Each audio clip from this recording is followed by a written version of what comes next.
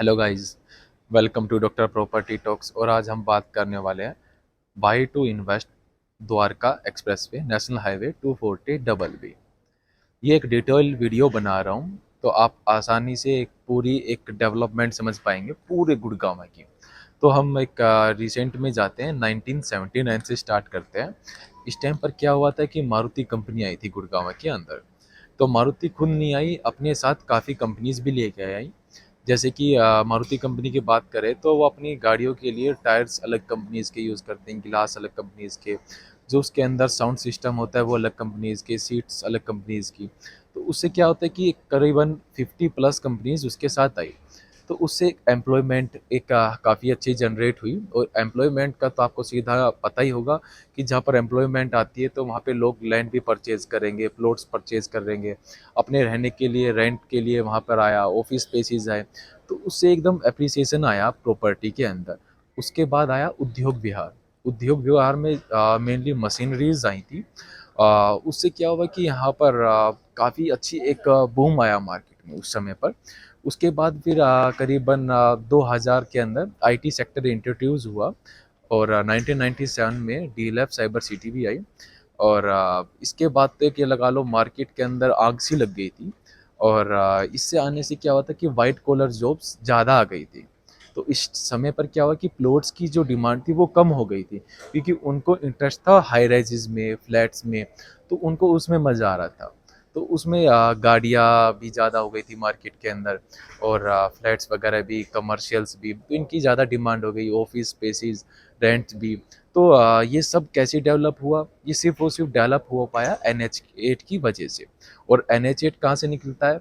ये शिव मूर्ति, अगर आपने सुना हो, दिल्ली बॉर्डर, ये मेनली NH8 की वजह से ही डेवलप हुआ पूरा गुड़गांव, क्योंकि ये NCR का पार्ट है, दिल्ली का पार्ट है। और दिल्ली में क्या है? दिल्ली में एयरपोर्ट है। सिर्फ एक चीज़ की वजह से, एयरपोर्ट की वजह से पूरा गुड़गांव का स्ट्रक्चर, जो इंफ्रास्ट्रक्चर, वो वेल मेंटेन और डेवलप हुआ। फिर 2006 में BPO और KPO इंडस्ट्रीज आई। इससे क्या हुआ ना कि एक इतना हैवी जैम लगने लग गया था एम्बियंस मॉल के आगे। तो एक बोटल नेक जैम लग गया था। उस समय पे कॉमनवेल्थ गेम्स भी आए थे। तो गेम्स की वजह से इन्होंने सोचा कि एक है ना NPR और SPR बनाते हैं, कि जो नॉर्थ से गुड़गांव को दिल्ली से कनेक्ट करे, और साउथ से आपको जैसे गोल्फ कोर्स एक्सटेंशन रोड है, उससे साउथ दिल्ली को कनेक्ट करे, ताकि जो है यहाँ पर भीड़ ना होने पाए। बट उस समय पे कुछ किसी कमजोरी की वजह से, कह लीजिए सरकार की कमजोरी या कुछ और कमजोरी रही होंगी उस समय पर, तो वो नहीं बन पाया। तो अब जो है 2014 में जब मोदी सरकार आई, उन्होंने क्या किया कि जो ये NPR है, द्वारका एक्सप्रेस वे है, जिसको हम बोलते हैं नेशनल हाईवे 248 डबल बी, इसको ना नेशनल हाईवे का नाम दे दिया। अब नेशनल हाईवे के नाम से क्या हुआ कि बीच में ना कहीं किसानों की और फार्मर्स की लैंड अटकी हुई थी, वो केसेस कर देते थे। फिर सरकार उसको क्लियर करती थी, फिर कहीं पर केसेस हो जाते थे तो वो क्लियर नहीं हो पाती थी लैंड। इन्होंने क्या किया, NHAI को ये हैंडल कर दिया प्रोजेक्ट। तो अब क्या है कि सारे केस ऑफ जो भी थे वो सॉर्ट आउट हो गए, और वो जब भी ये प्रोजेक्ट तैयार हो गया। अब प्रोजेक्ट पे क्या क्या खास बातें हैं, क्यों NPR पे जाना चाहिए, क्यों नेशनल हाईवे 248 डबल बी पे जाना चाहिए, क्यों द्वारका एक्सप्रेस वे पर जाना चाहिए, उसके बारे में मैं अभी आपको बताता हूँ। आइए चलते। नाउ फ्रेंड्स, अब हम आ गए हैं जो द्वारका एक्सप्रेस वे उसके मैप के ऊपर, कि why to invest Dwarka express way. हमारी मेन हेडिंग जो है वो यहाँ पर आपको इंट्रोड्यूस करता हूँ, कि जो ये है IICC, India and international conventional expo centre. जितनी भी G20 की summits, traditional cultures, Pragati Maidan से ये लगा लो करीबन 3 से 4 गुना बड़ा है ये प्रोजेक्ट।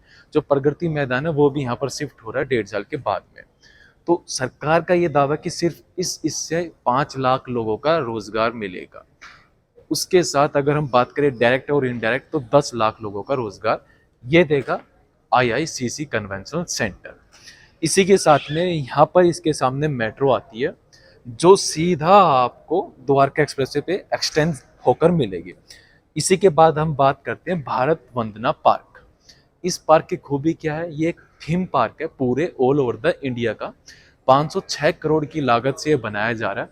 हर स्टेट की एक थीम पार्क बनाया जाएगा। 200 प्लस एकड़ का ये पार्क है। तो ये आप एज्यूम कर सकते हैं कि जो भी यहाँ पे क्लास का बंदा रहेगा उसके पास 200 प्लस एकड़ का एक पार्क होगा, वो भी पूरे ऑल ओवर द इंडिया का सबसे इकलौता पार्क, थीम पार्क यहीं पर।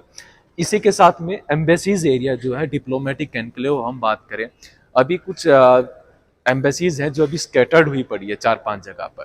तो पूरे एक तरीके से वो ना बसावट में नहीं है, कोठियोज में रहते हैं। तो उनको एक अच्छी क्लास में एक अच्छी तरीके से बसावट के लिए इन्होंने इंट्रोड्यूस करा यहाँ पर।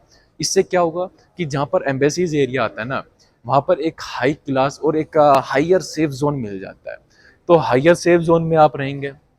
अब हम आगे बात करते हैं कि यहाँ पर इंटीग्रेटेड स्पोर्ट्स कॉम्प्लेक्स बन रहा है।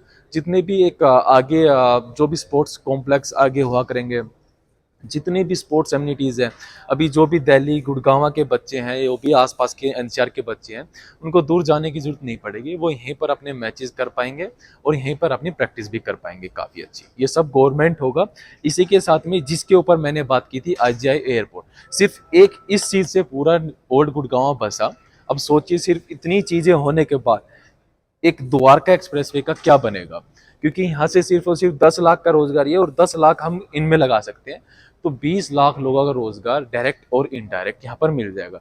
अब 20 लाख ये तो नहीं है वो अकेले आएंगे, उनके साथ उनके माता पिता भी आएंगे, उनके साथ वाइफ भी आएंगे, उसके साथ उसके बच्चे भी आएंगे। अगर हम 4 फैमिली के हिसाब से लगा के चले तो 80 लाख लोग यहाँ पर आकर रहेंगे। बट क्या ना, एक यहाँ पर एक नुकसान है कि दिल्ली का जो मास्टर प्लान था वो 2021 का था, वो फेल हो गया। तो अब वो प्लान आया है 2041 में। तो अब उससे क्या होगा कि तब तक यहाँ पर है ना कुछ ऐसा खास डेवलपमेंट नहीं हो सकता है। अगर आपने द्वारका के फ्लैट्स देखे हो तो एक वो डम प्रोजेक्ट टाइप हो गए, उनमें कुछ ऐसी फ्लैश अच्छी फैसिलिटीज नहीं है, जैसे कि क्लब हाउस बोले, स्विमिंग पूल्स, लगून फेसिंग, और एक कहते हैं ना लग्जरी सोसाइटी। और इतने पैसों में आप इधर ले पाओगे, चाहे वो प्लॉट्स हो, चाहे वो कमर्शियल हो, चाहे वो रेजिडेंशियल हो। तो अब जो भी 80 लाख लोग यहाँ पर आएंगे तो वो कहाँ पर रहेंगे, वो पसंद करेंगे द्वारका एक्सप्रेसवे के ऊपर रहना। तो अब द्वारका एक्सप्रेसवे पे अगर आपको कोई भी प्रोजेक्ट के ऊपर इंफॉर्मेशन, डिटेल इंफॉर्मेशन चाहिए, तो आप मुझे कांटेक्ट कर सकते हैं, या फिर मेरे यूट्यूब चैनल के ऊपर मैंने कुछ वीडियोस भी डाली हुई है। ज़्यादा जानकारी के लिए, मेरे साथ जुड़े रहने के लिए आप मेरे चैनल को सब्सक्राइब कर सकते हैं और दिए गए नंबरों पर कांटेक्ट कर सकते हैं। धन्यवाद।